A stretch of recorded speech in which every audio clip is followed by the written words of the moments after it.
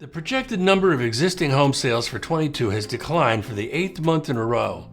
Pandemic aside, this is the lowest number of projected sales since 2014 and shows little sign of letting up. I was going to say shows no signs of slowing down, but the truth is, I have every belief that the market will continue its downward slide because of interest rates, inflationary pressures, and recessionary fears.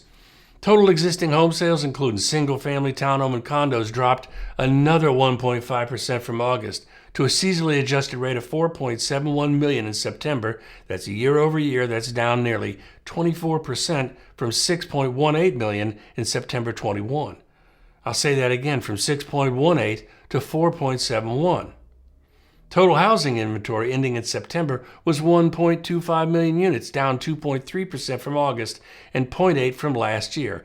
There is a 3.2 month supply of homes for sale, the same as August and up from 2.4 months last year.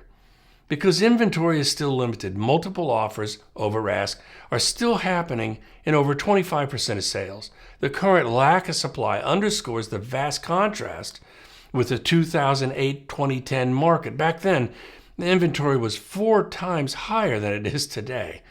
As for median home prices, National Association of Realtors reports that in September, median price was $384,000.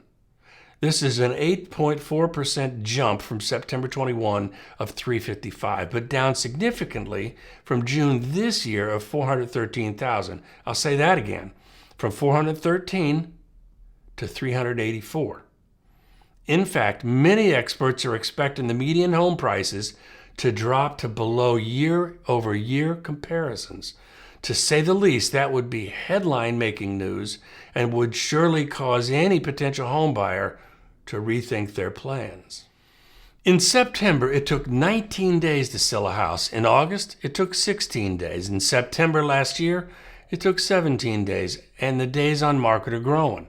Homes are selling more slowly. First-time buyers, they represented 29% of sales. All cash buyers, 22%. Investors or second home buyers represented 15%.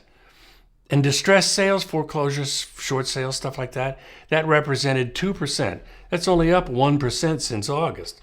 The average commitment rate on mortgages was 6.11, up from 5.22 in August. For comparison, the average rate in 21, 2.96%.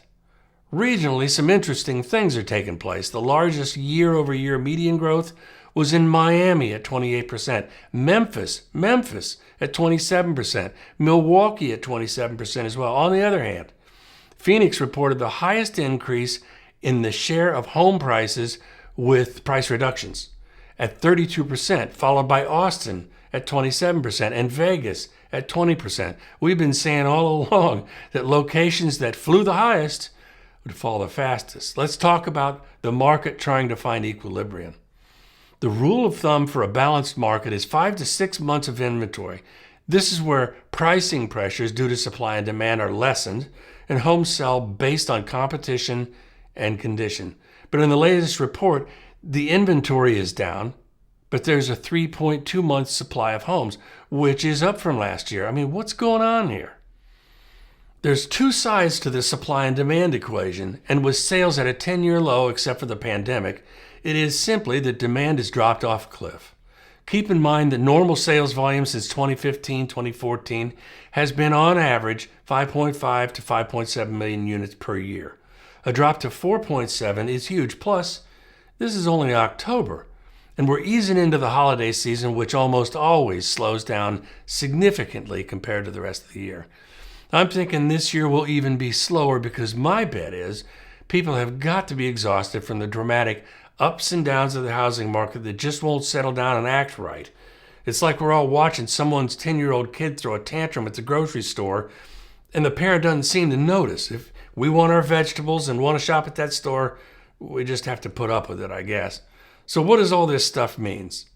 It means that we're nowhere close to a stable market, and change, it's in the wind. As we all know, the housing market, particularly these days, is very fluid, and economically, we're on a carnival ride that's trying to balance inflation and recession and sanity, frankly. What I'd like to know is, how are you holding up? Are you worried, or are you just waiting for all this craziness to pass? leave a comment and let me know, will you?